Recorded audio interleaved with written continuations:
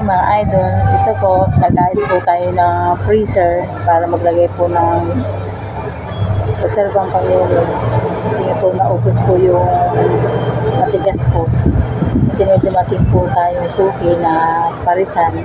Kaya halos naubos po niya yung laman para magamit natin niya. I-late na po siya dumating. Kaya ito, kung kailan nagliligpit na ako ng tindahan sa bumili.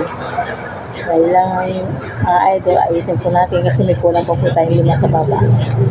Ayusin na po natin.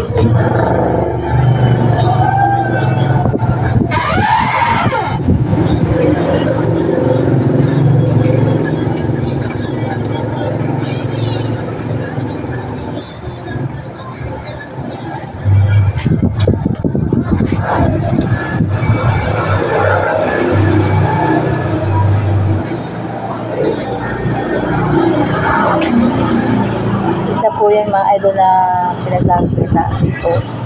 Dahil malakas po ang liman ng euro ngayon, marami namili dito.